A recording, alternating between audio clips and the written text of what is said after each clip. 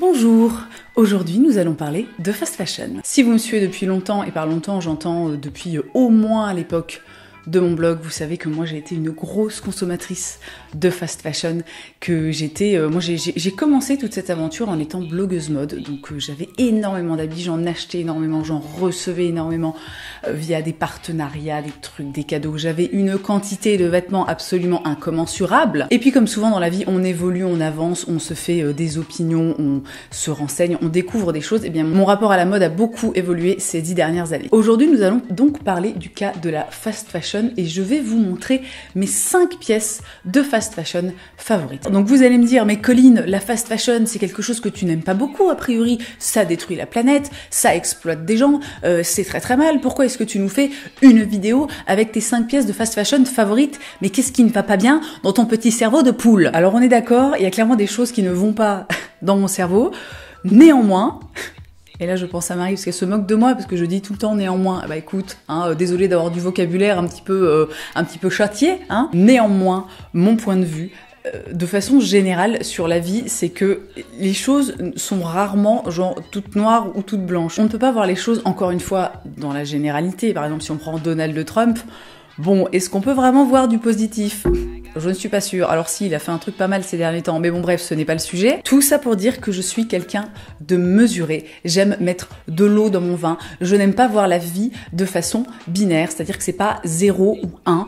Les choses sont toujours en fait plus compliquées que ça, et c'est vraiment ce que j'essaie de partager avec vous, avec les gens qui me suivent sur les réseaux sociaux, parce que je pense que si vous suivez un petit peu, vous avez compris ces derniers temps que j'ai de plus en plus de mal vraiment avec les trucs très radicaux et très extrêmes. Alors encore une fois, attention, ça dépend des situations, mais c'est pour cette raison qu'aujourd'hui je viens vous parler de fast fashion. Après cette intro longue comme un jour pluvieux d'octobre où il fait 8 degrés et où ton chauffage est en panne, on va se poser la première question, et la question la plus importante, non, une question qui est importante, à savoir, qu'est-ce que c'est que la fast fashion? Selon Wikipédia, la fast fashion est un segment de l'industrie vestimentaire qui se caractérise par le renouvellement très rapide des vêtements proposés à la vente plusieurs fois par saison, voire plusieurs fois par mois. Les vêtements sont produits dans des séries relativement petites et les stocks sont très peu renouvelés. Donc vous l'aurez compris, la fast fashion, ce sont ces enseignes et ces marques qui proposent constamment de la nouveauté. Donc on pense évidemment immédiatement à Zara, à H&M. Alors Zara, j'entends par Zara genre toutes les marques du groupe Inditex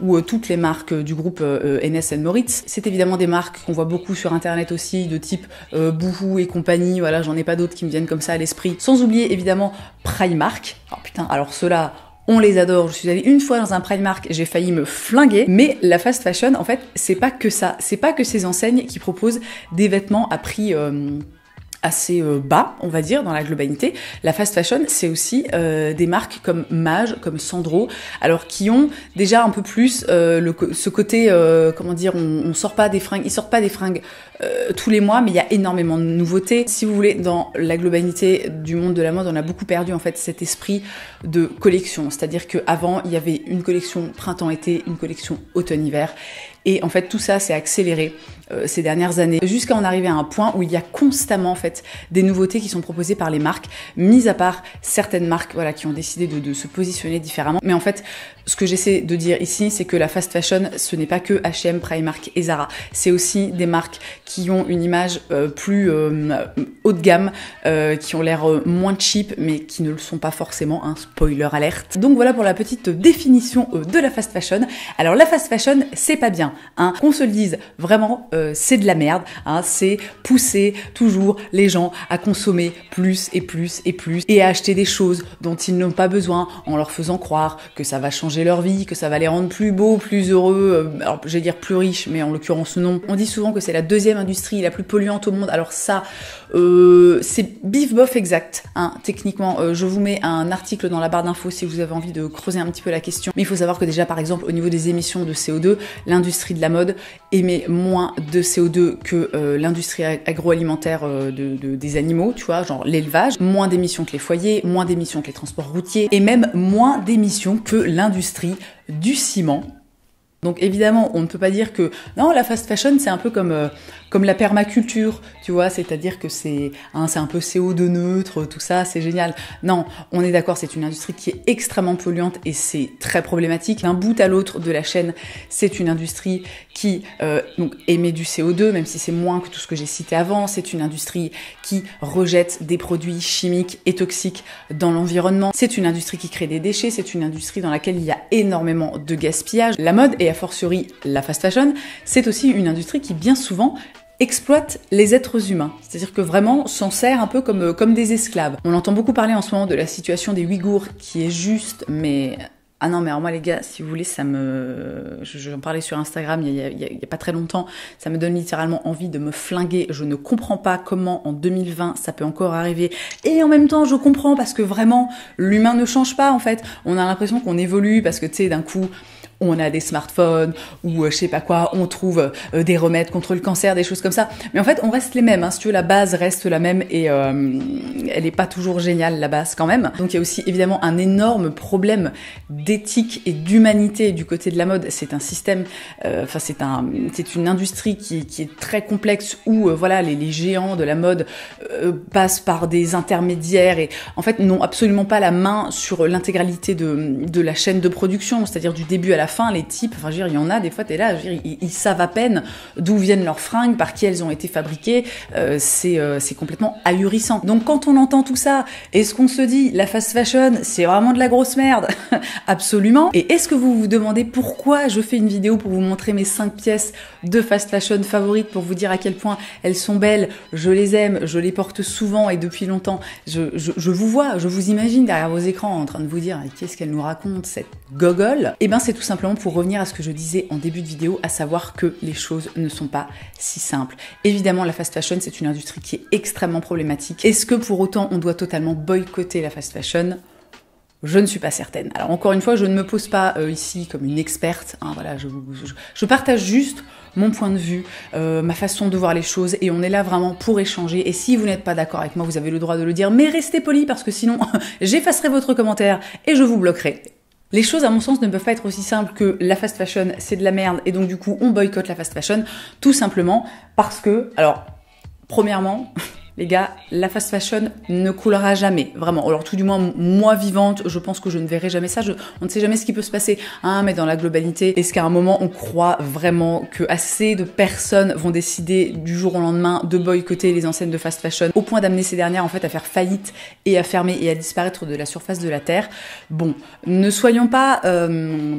J'en parlais en commentaire il y a pas longtemps sur Instagram avec l'une d'entre vous, et je disais que c'est un des soucis quand même quand on évolue dans un milieu qui est très engagé écologiquement, je pense voilà notamment aux réseaux sociaux, c'est qu'on finit par être dans une espèce de petit microcosme comme ça, dans une espèce de petite bulle, dans un entre-soi où on a l'impression qu'en fait tout le monde est concerné par les mêmes questions que nous. C'est aussi un petit peu ce dont je parlais dans ma vidéo l'écologie est-elle un truc de privilégié? Et ça, les gars, vraiment, moi, plus ça va et plus ça me dérange et plus je trouve ça problématique parce qu'à un moment, il faut vraiment percuter et se rendre compte que nos valeurs et ce pourquoi on a envie de se battre et ce qu'on a envie de défendre, etc., ce ne sont pas celles de l'intégralité de la population. Donc, pour la faire brève, la mort de la fast fashion, c'est pas pour demain, hein, ni pour après-demain, ni pour 2021, tout ça, bon, parce qu'on sait 2020, ça a été une année de merde, hein, on se dit 2021, ça va être bien, mais non, je veux dire, ils seront toujours là, les types, hein, je vous assure. Et je crois aussi qu'il faut pas oublier que, au bout de la chaîne, en fait, il y a des gens qui, alors, vivent on est d'accord, extrêmement mal, qui sont exploités, qui sont sous-payés, c'est une honte, littéralement, mais, alors... Petite parenthèse, c'est pas toujours le cas, hein, il faut aussi faire attention. On peut pas, par exemple, voilà, les gens associent toujours les choses fabriquées en Chine à de la mauvaise qualité, à des gens exploités, etc. Ce n'est pas toujours le cas. Essayons de ne pas tout mettre dans le même sac. Mais donc, au bout de cette chaîne, il y a des gens, en fait. Alors, ok, ils sont mal payés, ils sont exploités, etc., etc. Mais si demain, tu leur enlèves leur boulot, les types vont faire quoi?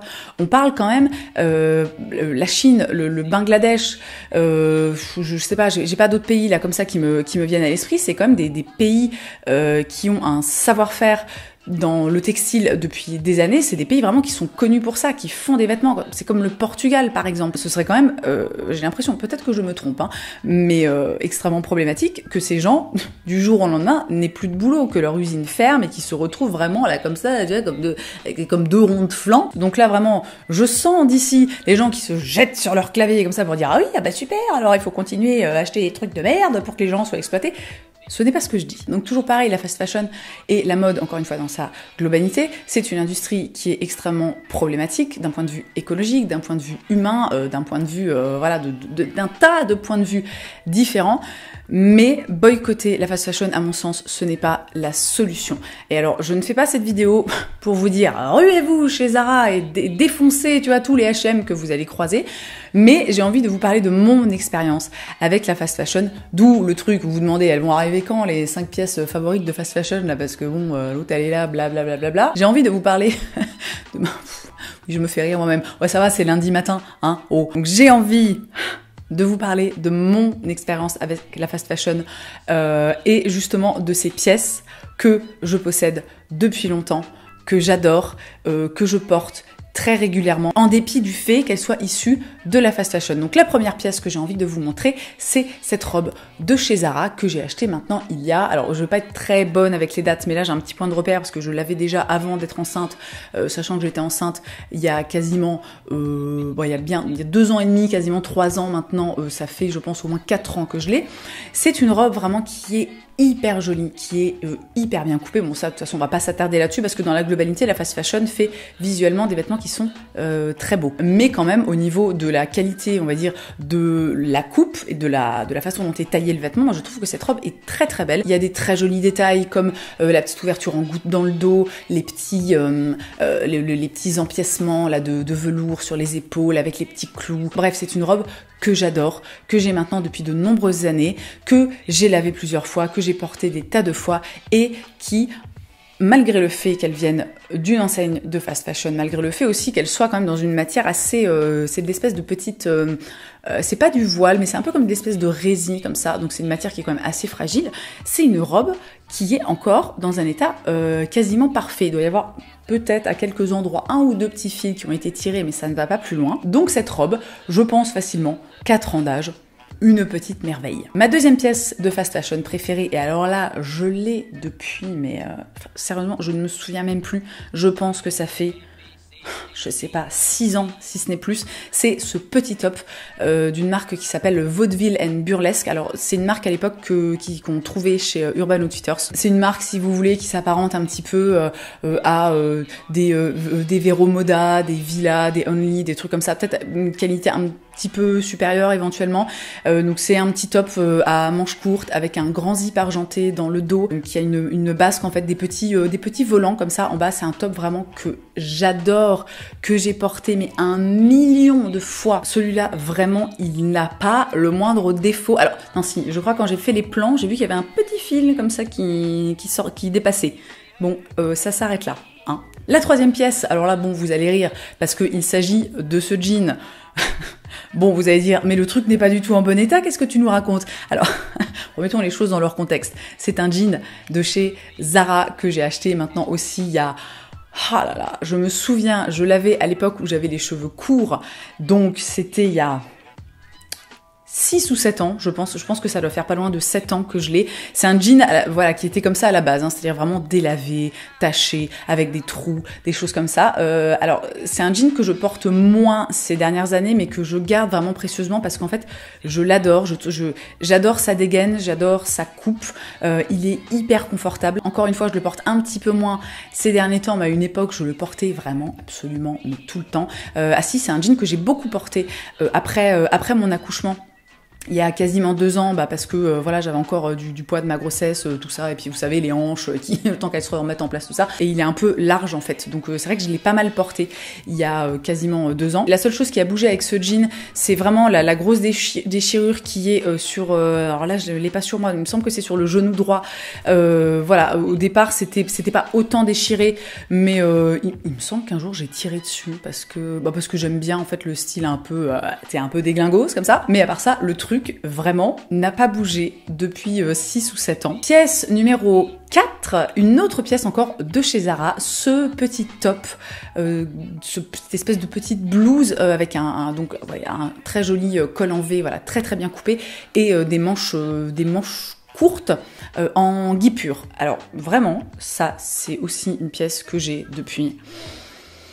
Je pense que ça fait pas loin de 6 ans. C'est encore une fois un truc, bon, vous avez compris, c'est un peu le thème hein, quand même. C'est une pièce qui n'a pas bougé d'un iota. Tu pourrais te dire oui, la guipure, elle a dû un peu s'abîmer ou alors tu vois se déchirer à certains endroits, mais alors absolument pas, vraiment. Le truc, tu vois, il y a rien, je sais pas, ça c'est pas délavé, la matière est toujours aussi jolie, aussi soyeuse, aussi fluide. Voilà, il y a rien à redire en fait à ce top, c'est comme si je l'avais acheté hier en fait, c'est même comme si je l'avais acheté il y a 10 minutes, tellement il est en bon état. Et enfin, la 5e pièce de fast fashion que je possède et que j'adore, il s'agit de cette veste en jean de chez H&M. Alors bon, j'ai tourné les plans il y a un petit moment, mais dans mon souvenir, le mélange avec le jean est pas super heureux, ça fait un peu genre canadienne tuxedo, comme ça, c'est pas génial. Mais c'est pas grave, parce que le sujet principal en fait, c'est la veste. C'est une veste que j'ai, je pense, mais depuis pas loin de 10 ans. C'est une veste en jean qui est toute simple, mais que vraiment j'aime énormément, dont je n'ai jamais pu me séparer, alors que, voilà, des vestes en jean, tu peux en trouver des... Enfin voilà, il y en a plein, tu vois, c'est pas... comment dire, ça me gratte l'œil. Bref, c'est vraiment une veste que j'ai toujours adorée, que je trouve super bien coupée. J'aime beaucoup la couleur, j'aime beaucoup le fait que ce soit comme ça, un petit volume. C'est une veste, je vous dis, que je pense avoir depuis pas loin de 10 ans. Je l'ai portée, mais 1 milliard de fois, je l'ai traînée absolument partout, dans des soirées, à des concerts. Et malgré ça, elle reste comme ça, intacte et merveilleuse. Et ce petit top 5 m'amène à la suite de la vidéo, et là où j'ai envie en fait d'en venir avec cette vidéo, à savoir que on ne peut pas entièrement diaboliser la fast fashion. Alors si, on peut, hein, parce que encore une fois, vous faites... Qu'est-ce que je disais ? Je disais qu'on... Bah non, je sais plus. Ah si, je crois que je disais que vous faites absolument ce que vous voulez et que si pour vous c'est important de boycotter totalement la fast fashion, eh bien c'est très bien, faites-le. Il n'empêche que quand on s'intéresse à la mode éthique et qu'on a envie d'éthiquiser sa garde-robe, il y a quand même des piliers qui sont assez clairs. C'est-à-dire acheter les choses en réfléchissant, enfin alors j'allais dire en pleine conscience, bon on va peut-être pas abuser non plus, mais en se disant est-ce que j'ai besoin de ça, est-ce que vraiment c'est mon style, est-ce que je vais le porter, est-ce que vraiment ça me va bien, est-ce que je me sens à mon avantage à l'intérieur, est-ce que j'aurais envie de le porter encore et encore et encore. Et ensuite il y a porter le vêtement, parce qu'en fait c'est ça le problème aujourd'hui. Le problème c'est, alors évidemment il y a beaucoup trop de production qui est faite, mais le problème c'est, je veux dire, c'est la consommation qu'on fait des vêtements, quoi. On achète les trucs comme ça, voilà, sans réfléchir. Et moi la première, je veux dire, ça m'arrive aussi, hein. Je me pose pas du tout là en faisant la morale ou quoi que ce soit, hein. Les gars, je suis pas mieux que vous, hein, vraiment. Mais on achète des vêtements et en fait on ne les porte pas, donc c'est vraiment des choses qui ont été produites et qui ont été achetées dans le vent, j'ai envie de dire. Et ça, pour moi, le fait de porter ce qu'on achète, c'est vraiment la base, c'est même, j'ai envie de dire, la base et la clé de voûte d'une mode, tu vois, et d'une garde-robe plus éthique. Parce que tu peux acheter... alors, qu'est-ce que j'ai comme marque éthique, là, qui me vient... bon, j'ai aucune marque éthique qui me vient à l'esprit, mais tu peux acheter toutes tes fringues chez des marques qui sont là, oui, on fabrique en France, on fait des trucs, du coton bio, des matières naturelles, je sais pas quoi. Mais si tous les mois, tu achètes je ne sais combien de pièces et qu'au final tu ne les portes pas, en fait ça revient au même, parce que de toute façon, produire quelque chose, même de façon éthique, alors c'est mieux, on est d'accord, ne me faites pas dire ce que je n'ai pas dit, mais produire quelque chose, en fait, c'est polluer. Tout simplement, c'est avoir un impact sur la planète. Et après, ça arrive parfois de se tromper et d'avoir des choses qu'on a achetées et en fait on se rend compte que parce qu'on est des humains et que parfois on achète des choses et c'est peut-être plus émotionnel qu'un vrai besoin. Ou enfin, tu vois, c'est compliqué en fait quand même dans le cerveau humain et tout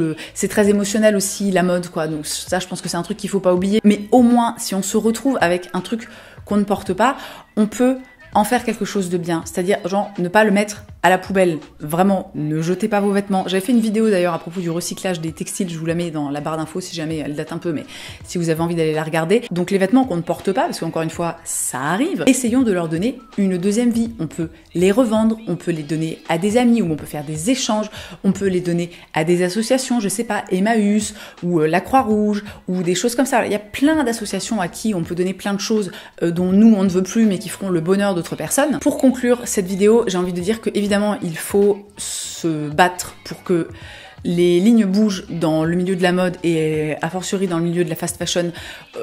C'est pas, enfin c'est bof, ok, dans la globalité de, tu vois, de rester comme ça puis d'attendre que ça se passe. On peut interpeller les marques, on peut dire voilà, quand on n'est pas content, quand on apprend quelque chose, par exemple ce qui se passe en ce moment encore une fois avec les Ouïghours. Moi je vous invite, voilà, je vous mets le compte Instagram de, alors, comment il s'appelle, Raphaël Glucksmann, je crois. J'espère que je n'écorche pas son nom de famille. Si c'est le cas, j'en suis désolée. Voilà, il y a plein de choses qu'on peut faire vraiment, et on a du poids en tant que citoyen et en tant qu'individu, parce que si on se met tous ensemble, eh ben ça fait plein de monde et ça fait plein de bruit et ça c'est vachement bien. Donc évidemment, si c'est des choses voilà qui nous touchent, ne restons pas le cul sur notre fauteuil à attendre que ça se passe et ne nous vautrons pas non plus dans la fast fashion. Mais on peut. Ce que j'ai envie de dire, c'est voilà, je reviens toujours à cette idée de c'est pas binaire en fait. On peut consommer de la fast fashion. Alors, je vais pas dire... Je ne vais pas vous faire l'affront de dire de manière éthique parce que ce serait un petit peu excessif, mais on peut consommer de la fast fashion de manière raisonnée et raisonnable en faisant attention par exemple aussi aux matières, à la qualité. Je veux dire, il y a des tissus, il y a des trucs, tu le vois tout de suite que ça va être de la grosse chiasse et que le truc va se décomposer au bout de 2 semaines ou d'un passage dans la machine à laver. Mais on peut choisir avec précaution, avec attention, et une fois qu'on a ces choses, les porter en fait, les faire vivre. Et il y a des trucs, vous avez vu moi dans ce que j'ai, voilà, et j'en ai pris que 5 pour pas que la vidéo dure 48 minutes, mais j'en ai des tas en fait de pièces qui viennent d'enseignes de fast fashion que j'ai depuis des années, que je porte, que je lave, que je fais tout et n'importe quoi avec et qui sont encore dans un super état. Tout est une question de quoi? Bah je sais pas, je voulais dire un truc un peu bien, tu sais, un peu beau pour finir la vidéo, mais là ça ne me vient pas, hein, donc on va faire sans. J'espère que cette vidéo vous aura plu. Si c'est le cas, n'hésitez pas à me lâcher un petit pouce en l'air, n'hésitez pas aussi à vous abonner si ce n'est pas déjà fait et à me suivre sur les réseaux sociaux. Voilà, comme ça on a tout fait, c'est bon. J'espère que cette vidéo vous aura plu, qu'elle aura ouvert peut-être des réflexions chez vous, peut-être qu'elle vous aura fait voir les choses sous un angle différent, sachant que, bon, je le dis une dernière fois, le but de la vidéo, ce n'est pas de vous dire vautrez-vous dans la fast fashion. Hein. Le but de cette vidéo, c'était vraiment de dire qu'on ne peut pas voir les choses de façon binaire et que ce n'est jamais ni tout noir, ni tout blanc. J'ai hâte de lire vos commentaires et vos avis. J'ai hâte qu'on échange sur le sujet parce que moi, c'est vraiment un sujet qui me passionne. Et sur ces bonnes paroles, je m'en vais. Je vous souhaite une très belle journée. Je vous embrasse et je vous dis à la prochaine.